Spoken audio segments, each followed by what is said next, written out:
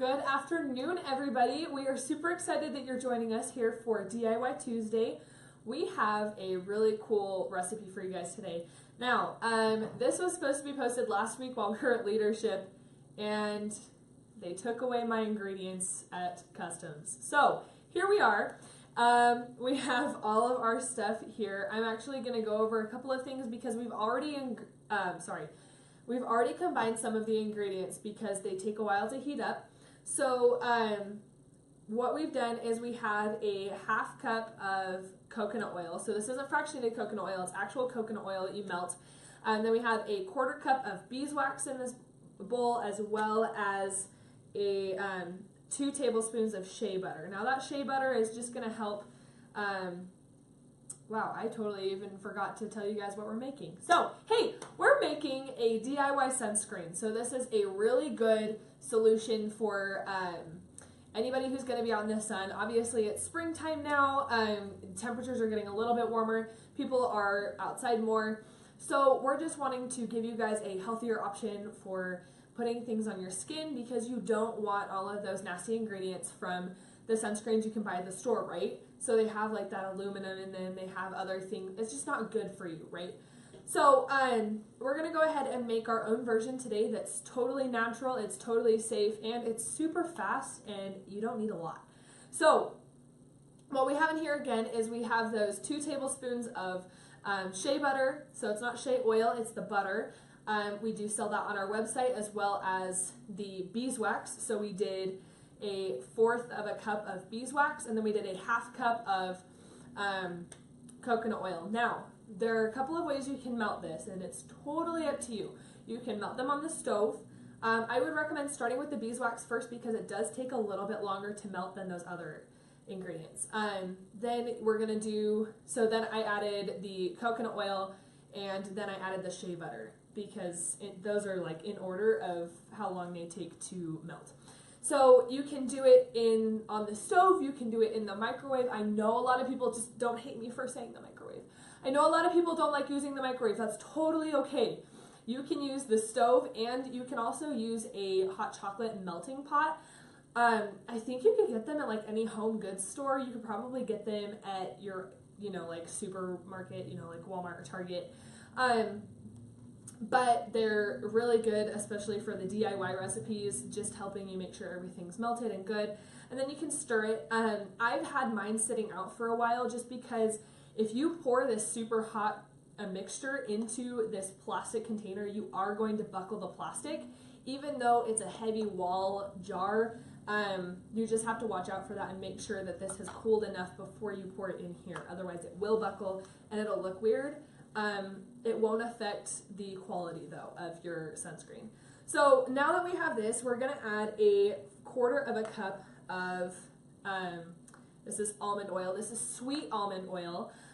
We do have this on our website. Also, for those of you who are allergic to almond oil, you can use jojoba. I think that's the correct way to pronounce it, oil.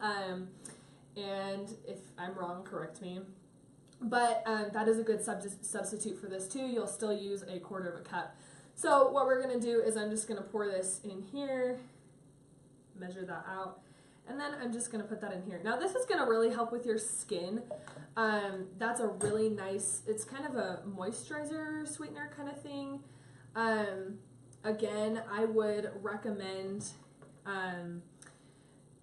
just making sure that your mixture is still hot when you're adding this in. Otherwise it will start to cool the mixture, and it'll actually create little like cloud formations in there, which is really weird, and it'll like solidify. It's weird, but it happens. So make sure that your mixture is still hot enough that you can mix those in. And then we are going to take 2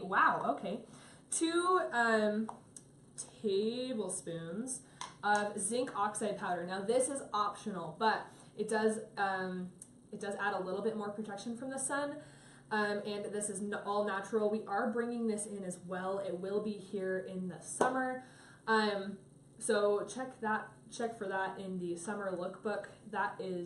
We're really excited about that. But if you haven't seen already, the spring lookbook is almost on its way.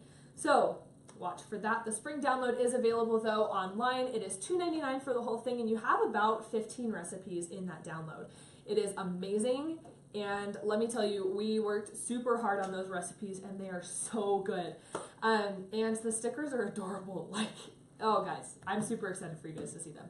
So now I only have a wet spoon because I didn't think this through, so I'm not going to use this, but I am going to use my cup measurer, and we're just going to do about 2 tablespoons worth of zinc oxide, right?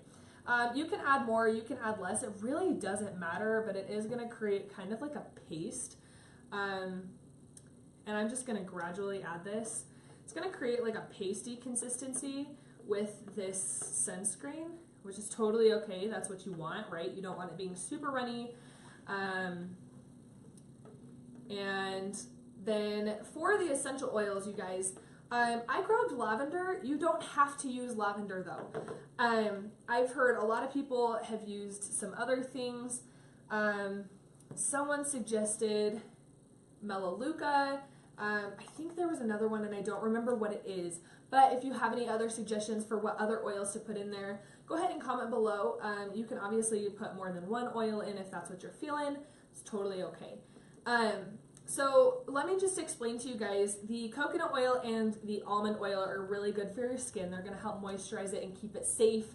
That zinc is going to help protect you from the sun's rays. And then the shea butter is going to do the same thing. And then that beeswax is actually going to help solidify it inside the container. So that's why you need the beeswax. Otherwise, it'll end up being a little bit creamy and it'll melt a lot faster. And especially in the sun, you don't want that to happen. The beeswax will keep that melting point a little bit higher so that, you know, if you're out in the sun all day, it's not going to melt and, you know, explode and leak out of the lid. And then it's just, guys, you know, if you've ever if you've ever had a bottle of oil open in your bag or something and spill all over everything, it's not fun to clean up. I had that happen with one of my essays in high school, and the ink ran everywhere. Like, I couldn't even read it anymore, so I had to go reprint it anyways. So just add the beeswax. It is a necessity. The zinc is optional. Again, if you are allergic to almond oil and you want to use something else, you can use that jojoba oil. That is coming in summer as well. So what I'm going to do now is I have this consistency, and I'm going to try to mix it a little bit more because there's still a little bit of that zinc oxide sitting at the bottom. Which is normal, obviously. It's going to turn kind of milky color. That's good. You want it to be that color. And it's going to still be pretty soupy, right? So you can see here, it's not really solidified at all. But that's okay, because that's what we want it to be. It's pretty cool now. So what I'm going to do is I'm going to try. We all know that I'm super good at spilling things. I'm going to try to get this in here after I add the oil. So what we're going to do, I'm only going to add about 4 drops of lavender oil. Feel free to add as many drops as you want. This is totally to preference. So whatever you want to do is totally fine. You don't even have to add oil if you don't want to, right? Once again, this is all, like, you can totally customize this recipe, but do not skim on the beeswax, I promise. That will be a nightmare. Okay, so let's see if I can do this. So I only need, wow, okay, that was fun.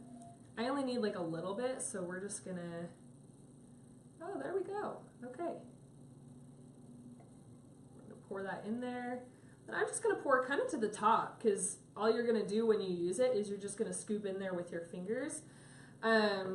And then I'm just gonna let that sit. Like, don't touch it or anything, because when it's solidifying, it'll get like a layer over the top, but it'll still be liquid on the bottom. And if you move it or like place it somewhere else, it could explode, because we've had that happen with like lip balms and stuff when we like put it somewhere else and then it's weird.